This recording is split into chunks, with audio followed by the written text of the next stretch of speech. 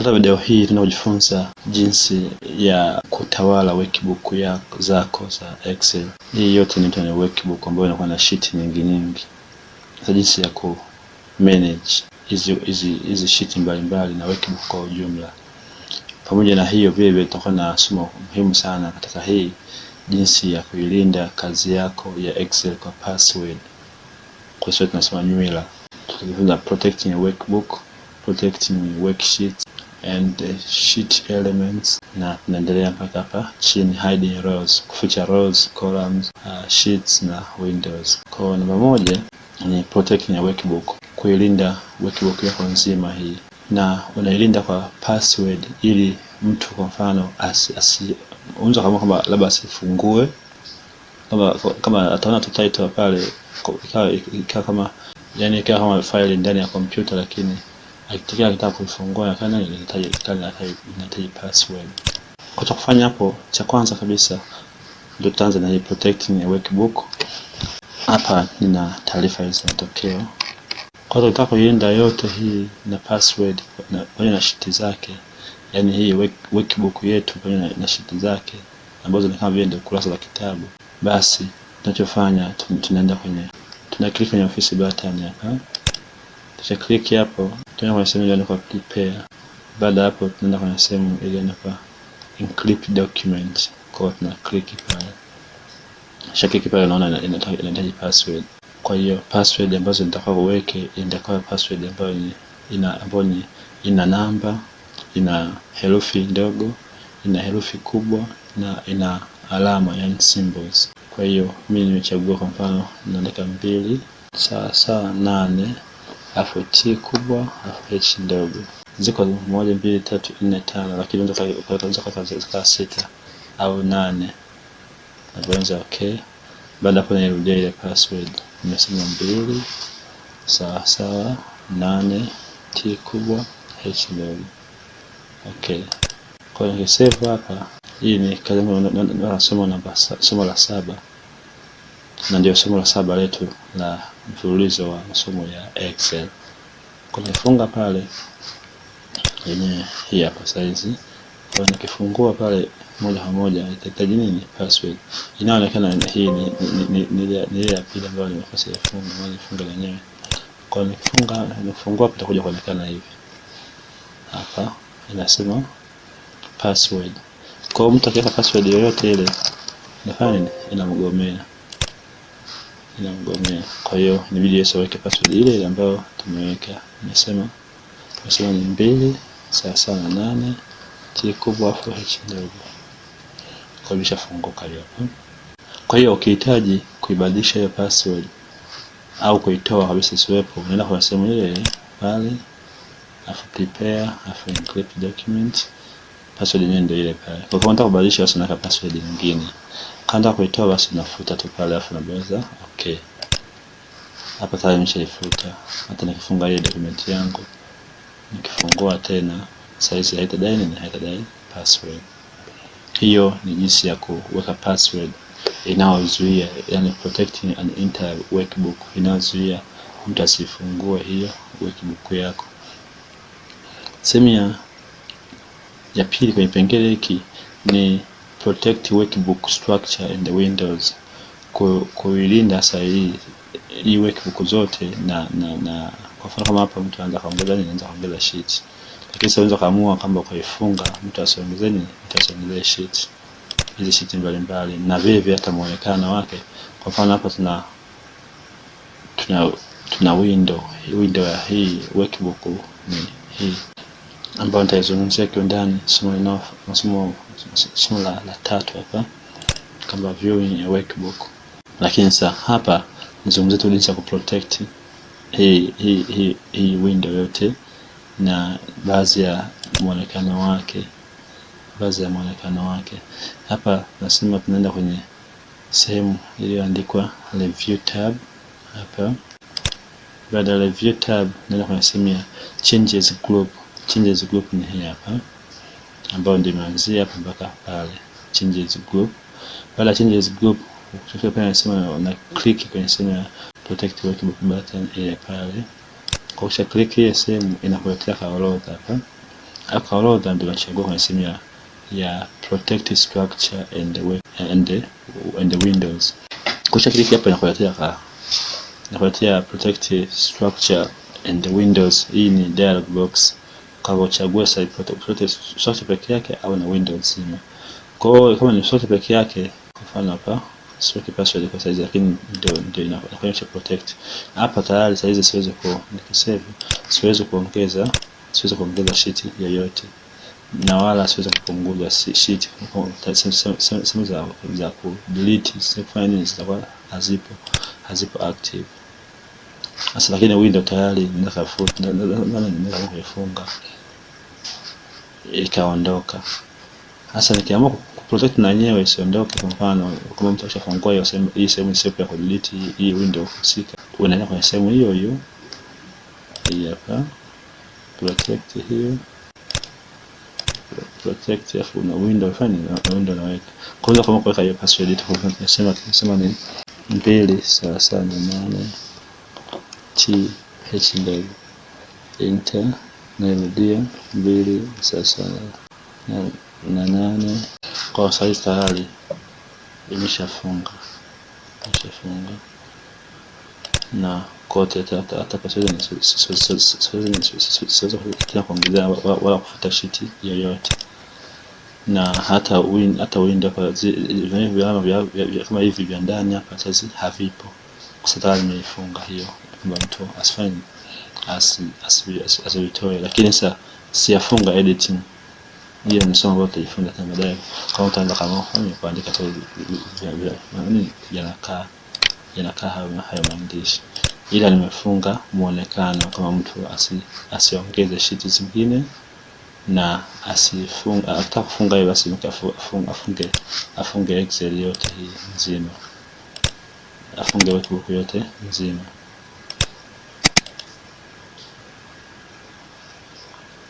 Kwa hii ni kwa ndani, ni kwa ndani. Kosa utaka kuifungua, unaenda kwenye sehemu hatua zile zile, the view tab, protect workbook. Hii hapa nasema ni 2/8. Unaweza kuendelea tena na matumizi ya kawaida ya hii workbook yako.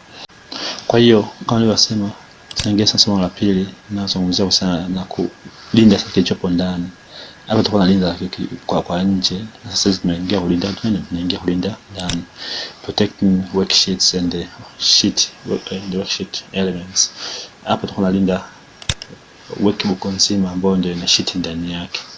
Kwa sasa tunaenda kulinda sheet zile za ndani yake kimoja baada ya kingine. Kwa hapa kwenye ulinzi unaweza kama kulinda baadhi tu ya sehemu, baadhi tu ya cell, au sehemu yote, au ukazuia zisionekane formula. Kwa mfano kutokana na formula sum, jumla ya alama pale, ambayo sasa na sum pale paka pale enter.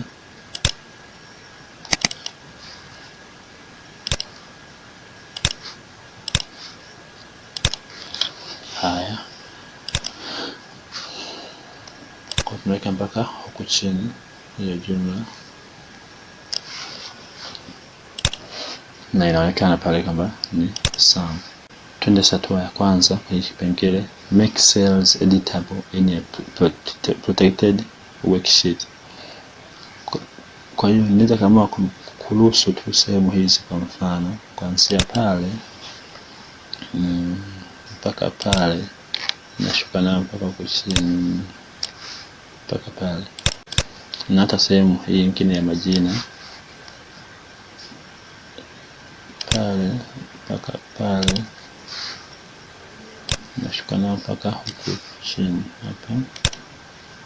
Na kwa naruhusu kama labda kama sheet fulani ambayo sasa ataanza kuingiza majina na jinsi na hizo alama. Kwa tunachofanya ni nimesha select hizo sehemu zote, na nabonyeza control namba 1. Kwa nabonyeza control 1, inakuja hii format cells dialog box yangu, nenda kwenye sehemu ya protection tab pale, Kwa unachofanya, na kwa kama nataka kuruhusu hiyo sehemu isiwe imelokiwa, natoa hii tick. Tunabonyeza nini? Okay. Nikishabonyeza okay, naenda kwenye review tab pale. Review, afu ndo na protect. Password yake ambayo nasema 123451. Okay. Afu na confirm 123451. Okay. Na save. Kwa hapa kitafanyika kwamba huko sehemu nyingine tumefunga.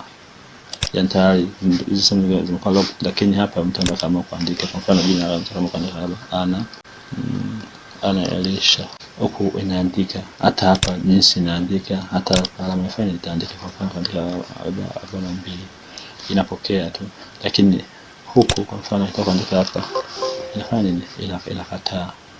Inakataa. Hicho ni kipengele cha kuzuia kuruhusu baadhi ya seli zifanye kazi, lakini zingine zimefungwa. Hapo ni kwamba nilifungua hizi lakini zingine zimefungwa. Kwa mwanzo kama kuanza control A, ukabonyeza ngoja nifungue kwanza and protect 23451. Okay, kwa kubonyeza control A pale, afu kaenda kwenye sehemu ya hii inayosema control 1 kwa protection pale, ukaloki zote, abonyeza okay, alafu ukaja labda kuruhusu labda somo tu moja, labda Kiingereza pekee yake mpaka pale hapa. Yenyewe tunabonyeza control 1, yenyewe unatoa ile lock, nabonyeza okay. Kwa kisha protect pale 123451. Okay, kwa tayari sehemu zingine zote zile siwezi kuedit. Kwa mfano kibonyeza hivi nafanya nakataa. Ya kwenye somo hili ambalo nimefungua kabla nimeruhusu, basi nitafanya edit na kubali. Hiyo ni sehemu ya kulinda baadhi ya cell, make cells editable and protected worksheet. Hiyo ni njia ya kwanza. Njia ya pili, kwenye hiyo unaweza kama kutumia njia ambayo ni ndefu. Ukifungue hii and protect 123451. Okay, natumia njia ambayo ni ndefu. Njia ndefu nasema ukishafungua worksheet yako, unaenda kwenye sehemu ya, kwa mfano nataka hapa hizi masomo hapa kwamba ndio ya kubali kufanya kufungua hiyo. Kwa unaenda kwenye home tab. Baada ya home tab pale, unaenda kwenye sehemu iliyoandikwa cells group hapa, cells group. Baada ya cells group, unaenda kwenye sehemu iliyoandikwa format button hii hapa. Kuna kimshale pale unaweza click. Kuna option nyingi pale. Kwa unaona kwamba hii ipo active, lock cell. Kwa kama unataka hizi cell zisiwe zimefungwa, unabonyeza hii sehemu yani ya lock cell ili zenyewe zisiwe zimefungwa. Kwa baada hapo ndio kwa sehemu ya review nafanya na protect hii cell yangu, hiyo worksheet yangu, password yote. Okay, kwa hapa sasa sehemu nyingine zote nimeshafunga hizi, lakini huku juu sijafunga. Kwa kama hisabati hapa nataka kama kuifuta, kwa sasa fanya sijafunga hiyo sehemu. Ila kwenye sehemu ya jumla hapa nataka kufuta, inakataa, inasema the cell that or chart that you are trying to change is protected and therefore read only. Hapo nafikiri tumeshaelewana. Kwa nifungue hapo tuingie kingine. Kwa hiyo hapa vile viungo kama sasa kufanya hii formula ambayo ipo hapa, mtu asijue kuna formula gani, unaizuia mtu asije vile una hide. Kwa mfano hapa mpaka hapa ni hide ya formula, nimesha select pale. Njia fupi nasema kuanza control 1 au moja kwa njia nyingine home, alafu baada ya home unaenda kwenye cells group, unaenda kwenye format pale, unaenda kwenye format cells. Format cells ndio tunafuata ile tu kwamba control 1. Kwa hii tuna lock alafu vile tuna hide. Okay. Alafu sehemu zingine zote tuna unlock kuanzia pale mpaka pale na mpaka huko chini. Okay. Control 1 then tuna unlock. Okay. Baada hapo tuna save. Kwa tunaenda kwa ile view yetu tuna protect pale password yote ambayo kwa nzuri kwako na hiyo ngumu. Kwa hapa tayari tumeshaficha hizo formula hii, lakini ni formula ya sum, lakini kiki pale haileti kwenye formula bara kama kuna nini, lakini hapo kiweza inakuletea kama kuna 34 lakini namba kama namba ambao sana hii nimesharuhusu kwa mtu anaweza ka edit kwa mfano kama unataka kama 43 inapokea tu, lakini akiandika kwa huko inafanya inakataa. Kwa hiyo hapa maki nazuia mtu mmoja asome formula, labda unataka formula yake formula andika mtu asifahamu formula gani, ila inakuletea tu majibu. Kwa mfano pale kaandika labda 34 na kuna badilika 43 na kwa mfano kuna badilika, lakini formula kama formula mtu haioni na hawezi kuedit tena pale kwamba abadilishe yake formula nyingine, labda kwenye cell inayofuata nyingine. Hiyo ni make cells editable in a protected worksheet. Kwa basi kama kaza kwa mshaka kama nikaacha hivyo, lakini kama kitu kilipo basi nikaifungua kwa ajili ya matumizi mengine. Basi tuna kipengele kingine, make graphics editable in a protected worksheet. Kwa mfano hapo kwa labda na graphics fulani kwamba kana majina pale mpaka 7 na alama pale mpaka pale, hizi zikana zina graph fulani labda ile pale hii. Kwa hiyo unaweza kama kufanya hii hapa iwe editable, lakini sehemu zingine za kufanya ukazifunga, Kwa hiyo tufanye una select hii chat yetu. Kisha select hiyo chat, tayari unakuwa na hii chat tools inaonekana pale. Kwa hatua inayofuata unaenda kwenye format tab. Baada ya format pale unaenda kwenye size group iko mwishoni kabisa. Kwenye size group pale una click dialog box launcher hiki hapa, una click pale. Kisha click ndio kuna sehemu sahihi hapa, ikija hii size and the properties dialog box, kuna sehemu ya lock aspect ratio. Kwa hiyo unachofanya wewe kama ingekuwa imelokiwa hii, basi una unlock, na hata pale ni kama imelokiwa unafanya unatoa hiyo lock. Baada hapo unaweza close. Kwa baada hapo sasa unafunga kazi yako kama kawaida tu review pale, unafunga kwa password yote kama nilivyosema.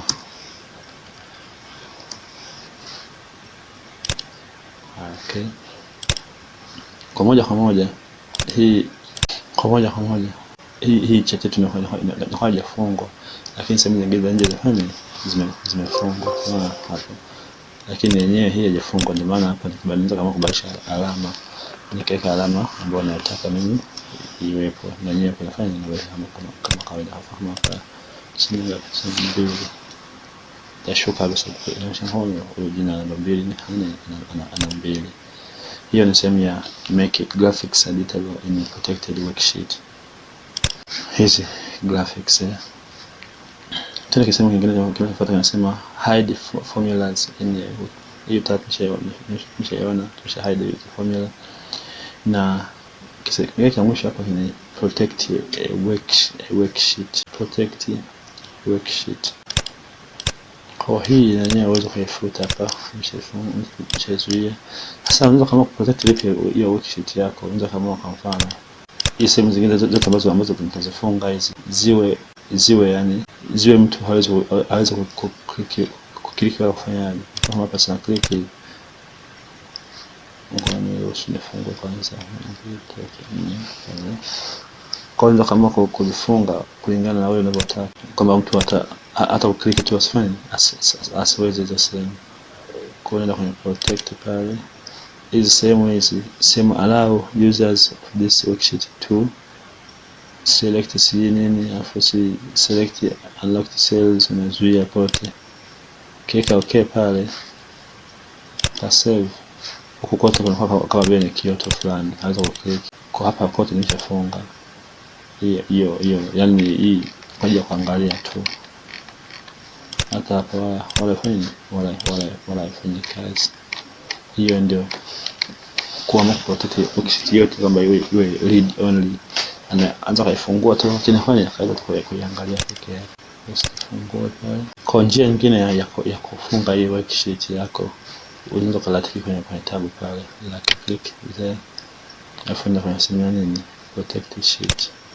Kwa nitachagua huko protect kwa mfumo gani, labda hizi sehemu nyingine usiruhusu. Utaweka password yako pale.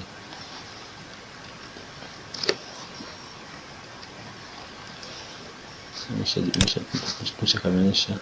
Kwa tumeruhusu huku, kwa mfano mbao tumeruhusu hizo sehemu nyingine, lakini huku hapana. Kwa hiyo kwa kutumia hii sehemu ya tab. Kwa vile unataka kuifungua, unaweza kaja kwenye sehemu ya unlock hapa unprotected sheet, au kala tiki huko chini pale kwa sehemu ya nini ya unprotected sheet, kwa password yako ile ambayo umeweka kufanya kaifungua. Kwa tunafunza njia nyingi ili uweze kuzitumia kadri unavyopenda wewe mwenyewe, na hata kama kwenye mitihani kwa wale ambao wanasoma kujifunza njia mbalimbali, na hata kama kujibu maswali basi aweze kujibu maswali. Kwa hata vile kuna njia nyingine tena ambao wenyewe wanaanzia kwenye review tab hapo. Review tab kuna kwenye changes group, unaenda kwenye protect sheet button. Hapo na kwenye inakuletea hii protect sheet dialog box, ambapo sasa utaruhusu kama katika hivyo kuna vitu vya kuruhusu, ndio kama kuruhusu kwa mfano mtaka sort au edit objects au delete rows.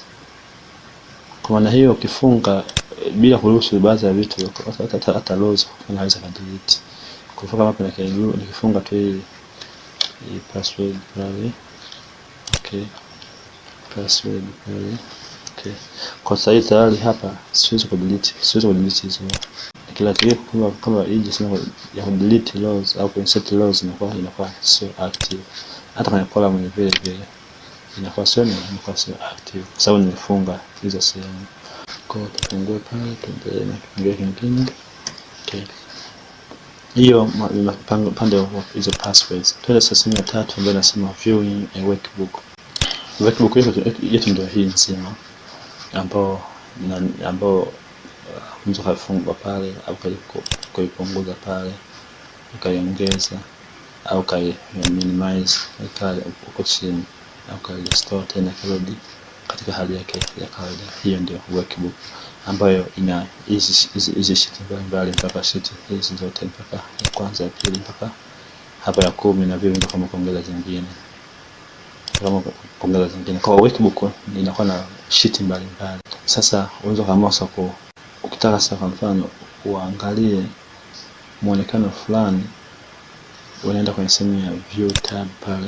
Kwenye sehemu ya view workbook group kuna muonekano mbalimbali pale. Kuna normal, kuna page layout, page break preview, kuna custom na kuna full screen. Hii normal yenyewe inakuwa ndio by default, kama ukifungua tu Excel yako inakuwa kwenye sehemu ya normal. Lakini kwenye page layout, hii ni muonekano ambao utaonekana kwa ukurasa baada ya ukurasa wa kwanza huo. Hii kazi inakuwa saa moja pekee yake. Kwa hiyo hizo zingine zote hazina kitu. Hapa nasema click here, click to add data. Kwa hiyo hapa unakuwa na muonekano wa aina hiyo. Ngoja labda niweke katika naongeza ile kurasa nyingine hapa, paste pale, save. Kwa tukibonyeza hiyo kama page layout inaonekana kama kuna page ya kwanza ile, page ya pili, page ya tatu, page ya 4 na kuendelea. Hiyo ni sehemu ya page layout. Page layout view. View nyingine ni hii ya page blocks. Yenyewe inakuonyesha, ngoja tuizoom uone. Inakuonyesha kurasa na kurasa tu. Kwa mfano kama hapa ni page namba 1, page namba 2 ile pale. Kwa zimeenda mpaka ukurasa wa 6. Ukurasa wa 6. Na kwa sehemu zingine zote zinakuwa zimefichwa. Hiyo ni sehemu ya page break preview. Sehemu nyingine ni hiki inazungumzia baadaye kidogo, sehemu ya full screen, kwamba yenyewe inakuwa ina feature au muonekano wako juu wote. Unabaki tu na taarifa zako na hizi column header na hizi row header. Kwa hiyo ile ribbon inafanya inafichwa. Nafikiri kwa ajili ya kuongeza ukubwa wa screen kwa wale ambao labda anaanza na screen ndogo lakini nataka aone vitu vingi zaidi. Kuondoka hiyo sehemu unabonyeza tu escape pale, inakurudisha kwenye sehemu ya kawaida. Kwa vile kuna sehemu ya zoom hapa, kwenye sehemu ya zoom, kwa kuna sehemu ya zoom pale, kama unataka zoom labda asilimia 200 au asilimia 75. Okay, inarudi katika vile. Kwa sehemu ya zoom ndio hii hapa. Unaweza kutumia kwenye taskbar kwa zoom kama nilivyofanya kazi ile pale, au ka zoom in na ka zoom out. Kwa hata mionekano hii ya normal ambayo tunabonyeza pale na ipo pale kwenye taskbar ambayo ni shortcut katika page layout fulani na page break view kama mfumo huu hapo. Kwa unaweza kuchagua utumie huku au utumie huku kwenye sehemu ya workbook views hapo na group zake pale. Kwa kuna kama zoom sana, labda umeenda mpaka 200. Sasa ukitaka kurudi tu haraka unaenda kwa nini 100%, inakurudisha 100% pale muonekano wake. Kwa lakini vile ndio kama kuselect kitu fulani, kama ku zoom to selection, kwa ka zoom kile ambacho umekiselect gani kikawa kikubwa. Hasa kipengele cha custom views kinazungumzia sana wewe mwenyewe kuchagua kama uwe unatumia muonekano gani. Kwa ukienda kwenye custom view pale inakwambia add, kama uongeze jina la muonekano. Je, unataka ku-include kitu gani? Print settings au hide rows and the columns and the settings na kadhalika. Kwa utaandika jina la view pale. Kwa mfano view hii labda tuseme labda iitwe leo. Kisave pale, kwa tayari hii view tumetunza kama nini, kama leo.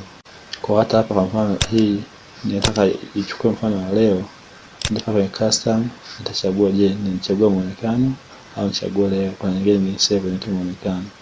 Kwa kuchagua muonekano basi kuanza show, basi tayari itaonekana kwa nini kwa muonekano huu ambao nimesave. Hiyo ni sehemu ya custom view. Sehemu ya 4 ya somo letu ni working with the workbook window. Kwa kuna change window size ambayo tumeshaiona, kama minimize au maximize au kushusha chini au restore.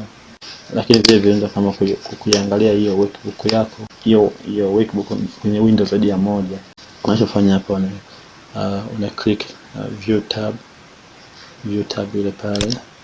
Alafu baada hapo unaenda kwenye sehemu ya window group hii hapa ambayo imeanzia hapo mpaka hapa.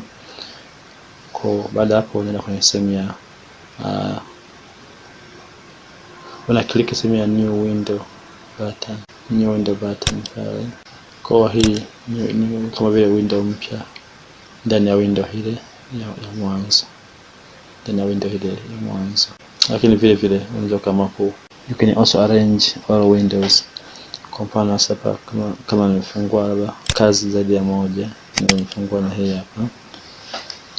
Kwa nimefungua mbili. Kwa unaweza kwenye sehemu ya arrange window horizontal, labda horizontal unaweza okay pale. Kwa hii ya sheet hii ya mwanzo utaonekana pale. Kwa hapa kwa sababu bonyeza new window lakini ndio lazima ionekane hivi. Ngoja fute moja kwanza. Funga moja. Funga hiyo. Nikiona hii. Haya. Tufungue sahihi. Measurement. Sawa. Alafu kwenda kwenye arrange window labda horizontal au vertical. Horizontal tuachagua vertical. Kwa itaonekana nyingine huko nyingine huko. Kwa hii ni ile ya kwanza, hii ni ile ngapi ya pili na sheet zake, na hii na sheet zake. Hii ni sehemu ya arrange on. Basi tufunge hivi, tufunge hii tuikuze pale. Hiyo ni sehemu ya kuangalia window zaidi ya moja kwenye workbook yako. Kwa tuangalie hapa switch window. Kwa vile kwa mfano tunafungua hii, unaweza kama kutumia njia hii kama nifungua hii kwa size au nifungua hii kwa size. Kwa kuna njia nyingine ambayo unaweza kwenda kwenye view button pale, wala kwenye sehemu ya window group, afu kwenye sehemu ya switch windows. Chagua pale kwa size nilikuwa naangalia hii, nikibonyeza hii basi tayari inakuja hiyo ni sehemu ya switch windows. Sehemu ya 5 ya somo letu ni splitting and freezing a workbook window. Splitting and freezing. Freeze kugandisha, kupause. Sasa kwenye sehemu ya splitting a workbook window, una select cell where you want to split the window.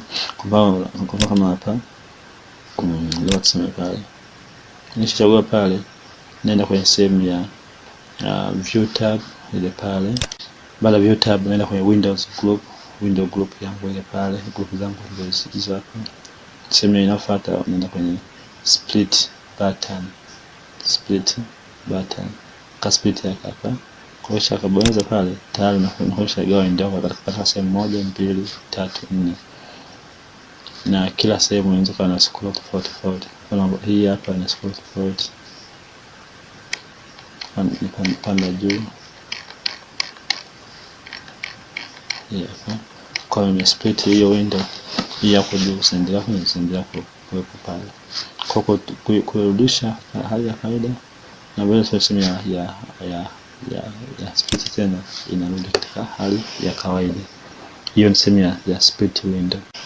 Kwa hiyo kama tuliweka hapa split hizo window, ndio kama kuisogeza kwa huko, sio kama mshale kinaruhusu kusogeza huko au kupandisha huko juu. Kwa hiyo kama kutoa labda upande wa nani hamsini kwa hizo huko na sogeza mpaka huko juu. Kwa size tayari mshagawa na huku na huku. Kwa hata tofauti nataka kutoa na hii yenyewe kama kusogeza mpaka pale inabaki vile. Na kusogeza mpaka pale inakuwa hivi. Kwa nataka kuitoa na hii sasa moja kwa moja ndio kama kwenye split au kaisogeza kwenye margin hiyo kwa sababu inaondoka. Hiyo ni sehemu ya splitting window. Kipengele kinachofuata kwenye hiki ni freezing. Tume split sasa na freeze. Hapa umeona kwamba kuna mtu anaweza kana shuka hivi sasa asijue kwa mfano labda nataka kubadilisha max ya huyo mtoto jina la baba 7 labda kwenye somo hili. Lakini sasa ajue somo la kujua ni somo gani. Kwa hiyo kama ku freeze hii column na huko. Kwa njia ya kwanza unaweza kubonyeza pale. Kwa mfano nataka hii za juu na hizi sio zinapotea na yani sio zinapanda juu na zenyewe. Nenda kwenye freeze pen pale afu nabonyeza freeze. Hii hapa keep freeze pens hapa. Kwa hiyo panda juu size ni scroll size ni kwamba ni 7. Ndio 7 hapa. Kwa tayari hapa nitajua kubaini ni Kiswahili na Kiswahili kwa labda 3. Okay. Kwa tayari najua kama Kiswahili kiko sehemu gani, kwa sababu tayari nimefreeze hii column ya juu na vivyo nimefreeze hizi column za upande huku. Kwa hata nikienda hivi kwa mfano inakuwa inaenda tu, lakini haya majina na jinsi zinaonekana pale bila kufichwa. Hiyo ni sehemu ya kufreeze kipengele kulingana na sehemu cell uliyobonyeza. Unaweza hapa kwa ilikuwa imefreeziwa ya huku na ya huku, imefreeziwa hiyo hapo na hiyo hapo. Hiyo ni freeze the pens above on the left of active cell. Kwa hizi za juu zinakuwa freezed na hizi za hapo zinakuwa freezed. Moto ndio hali ya kawaida unfreeze. Sehemu nyingine ni freeze top row. Kwa kubonyeza pale, kubonyeza freeze top row, maana hiyo row ya juu itaendelea kuwepo hata kama umeshuka huko chini. Freeze top row, unfreeze. Afu sehemu ya tatu ni freeze first column hii. Kwa first column pale, kwa nikienda hivi hiyo column inakuwa bado, column ya namba inakuwa bado inaonekana. Hizi namba zangu kwa sababu ni freeze hii column. Kwa yenyewe kwa ni freeze ni view half of window group of unfreeze pale. Kwa inakuwa kisha unfreeze. Kwa ni njia ya ambayo inasaidia sana. Kwa mfano nataka kubadilisha hapa max ya chini kabisa, lakini wako juu masomo yakiwa bengi, inakwenda kusaidia wewe ku freeze hiyo, afu unajua kama hii ni somo gani. Sehemu ya 6 ni selecting worksheets in a workbook. Kwanza kama kuselect moja hii unabonyeza pale. Lakini unataka kuselect multiple sheets. Kwa mfano nitaka kubonyeza hii, nabonyeza control, nabonyeza kubonyeza na ile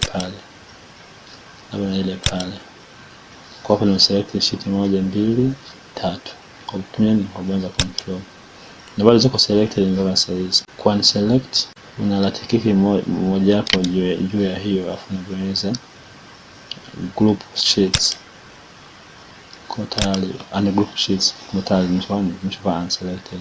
Kwa hivyo unaweza kama kutumia shift, unabonyeza unachagua ya kwanza. Kwa mfano unabonyeza shift kuja mpaka hapo tayari zinachaguliwa ya kwanza mpaka ya 9.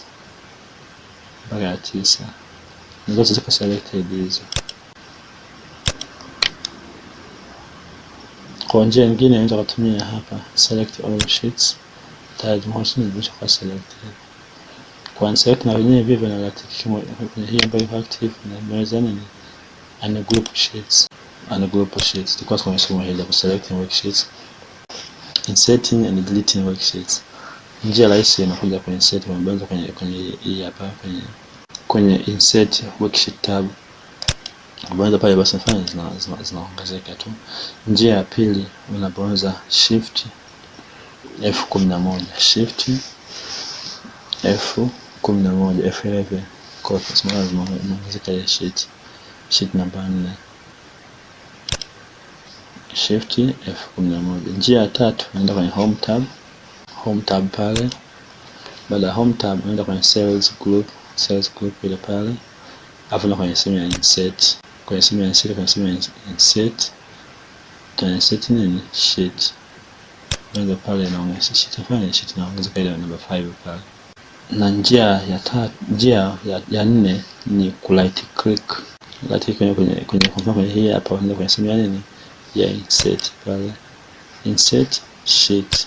Alafu unabonyeza nini, unabonyeza okay. Kwa jinsi kuzifuta vile unaweza kama kuzifuta, kwa mfano hii hapa ile pale na ile na right click, unaenda kwenye sehemu ya delete. Nimeshafuta zote kwa wakati mmoja. Au unaweza kama kufuta moja right click pale na unaweza delete na futa. Kwa hiyo kama ina vitu ndani yake, unaweza delete na kuuliza are you sure. Kwa hiyo umekosewa sana, unaweza cancel. Kama haina vitu wala haiulizi, just delete. Sehemu ya 8 renaming, moving and copying worksheets. Njia ya kwanza na njia ya tatu, una double click hii, unaipa jina lake. Kwa mfano matokeo. Unabonyeza enter, inakuwa tayari umeshaipa jina.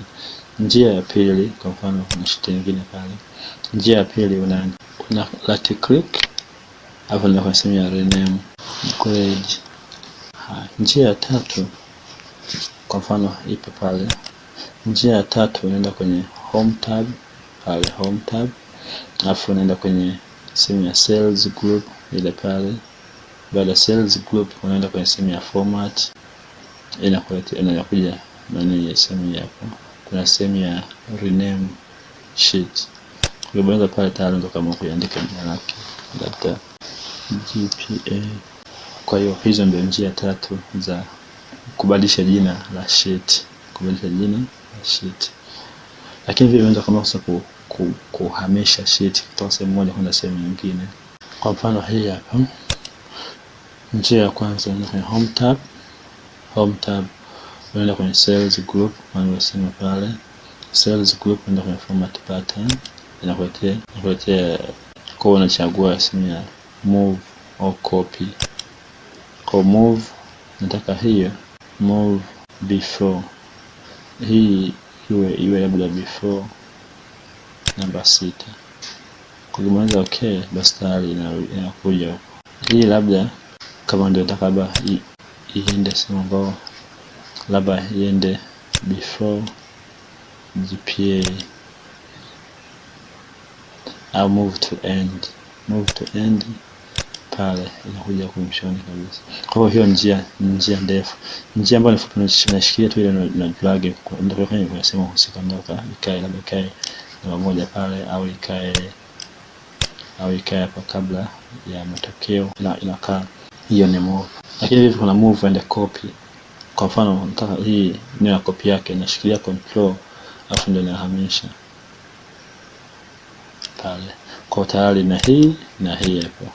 Just a base one zinatokea grade na grade 2 kama nimecopy. Lakini hivi unaweza kama kutumia njia hii, unabonyeza pale move au copy, kwa chagua kama nataka na copy vipi niwe nayo, lakini vile hii iende mwishoni kabisa, labda unabonyeza pale okay. Kwa nini nibaki nayo hii namba 2 na namba 3 pale fine imetokea nyingine. Ni kwa njia hiyo unaweza move na kucopy hizo sheets twice. Lakini vile unaona hapa kuna rangi fulani. Kwanza kama kuweka rangi hii sheet yako, kwa mfano nataka pale, unaenda kwenye sehemu ya tab color, na ile pale tab color na kuweka blue. Kwa hiyo ukiwa pale tayari itakuwa na rangi fulani, rangi yake fulani itaonekana kama kwanza kama kila tab, okay. Kila sheet pale kwa ni kekea rangi yake, kekea rangi kwa intro bebe na rangi nyeusi pale nyeusi inaonekana pale. Hiyo ni sehemu ya 8 ambayo tulikuwa tunafanya renaming, moving and copying worksheets. Tena sehemu ya 9 inasema working with multiple workbooks. Hii ni kama vile marudio ya sehemu tulizoona hapa, kwamba huko hapa